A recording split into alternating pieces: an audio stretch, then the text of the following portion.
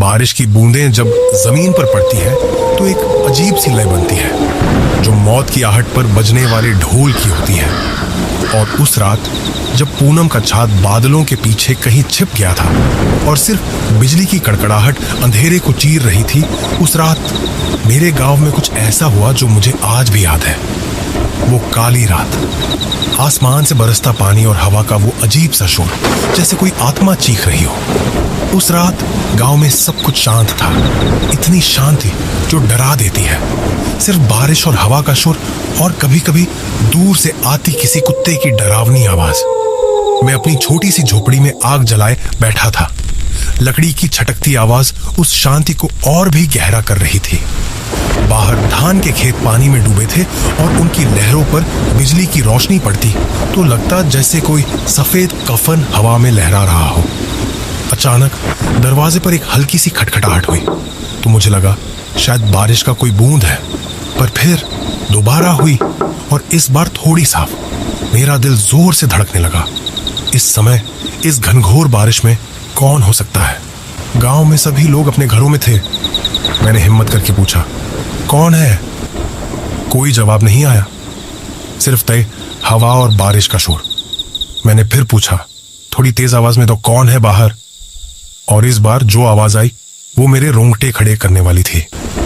एक आवाज आई, मुझे पानी चाहिए। मेरी सांस अटक गई।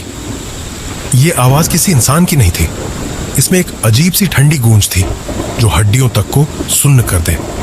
मैंने पल भर सोचा शायद कोई बीमार है या कोई राहगीर रास्ता भटक गया है, पर फिर मुझे गांव की पुरानी कहानियां याद आई, उन आत्माओं की जो बारिश की रातों में भटकती हैं, प्यास बुझाने के लिए या कुछ और करने के लिए। मैंने हिम्मत नहीं की दरवाजा खोलने की। आवाज फिर आई, दरवाजा खोलो, मुझे पानी चाहिए। मुझे लगा जैसे कोई मेरी झोपड़ी के बिल्कुल बाहर खड़ा है। मैंने अपनी आंखें नहीं खोली। मेरे जहन में गांव की वो कहानी गूंज रही थी जिसमें बताया जाता था कि आत्माएं तभी तुम्हारे घर में घुस पाती है जब तुम उन्हें बुलाते हो या दरवाजा खोलते हो। अचानक एक तेज बिजली चमकी। उसकी रोशनी में मैंने दरवाजे के नीचे से देखा।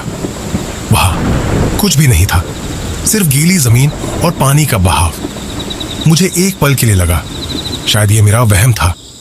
मैंने अपनी सांसें नॉर्मल करने की कोशिश की जब तक कि फिर से खटखटाहट नहीं हुई। इस बार खटखटाहट तेज थी। तुम क्यों नहीं खोलते? मैं कब से इंतजार कर रहा हूं। आवाज अब मेरे कानों में गूंज रही थी, जैसे कोई मेरे बिल्कुल पास आकर बोल रहा हो। मेरी नजर अचानक कमरे में रखे पानी के मटके पर पड़ी।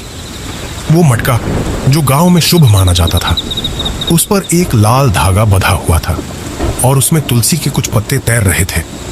मुझे याद आया, दादी कहती थी कि ऐसी आत्माएं पवित्र चीजों से दूर रहती है। मैंने एक झटके में मटका उठाया।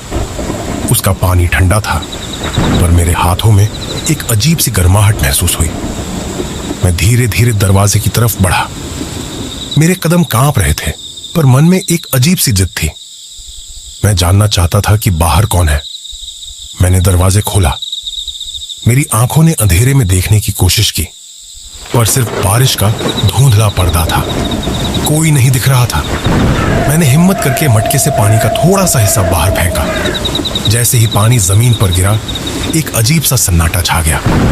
कुछ पल तक सिर्फ खामोशी थी और फिर एक भयानक चीख निकली, इतनी तेज, इतनी दर्दनाक, जैसे किसी को जिंदा जलाया जा रहा हो। वो चीख मेरे कानों में गूंजने लगी और मेरा शरीर कांपने लगा। मैंने तुरंत दरवाजा बंद कर लिया और फिर से कमरे में बैठ गया।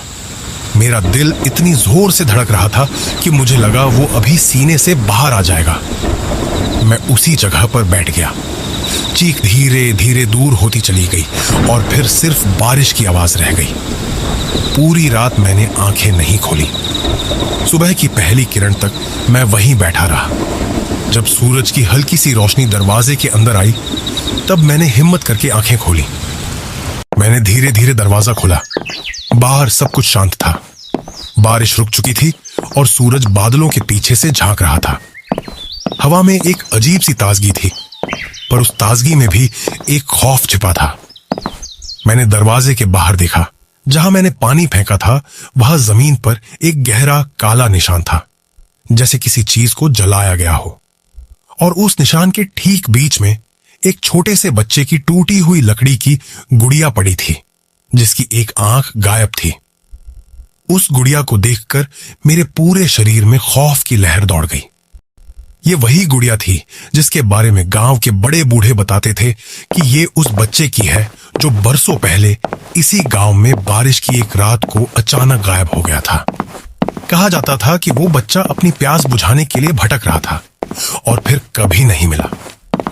मैंने वो गुड़िया नहीं उठाई, मैंने सिर्फ उसे देखा और फिर धीरे से दरवाजा बंद कर लिया।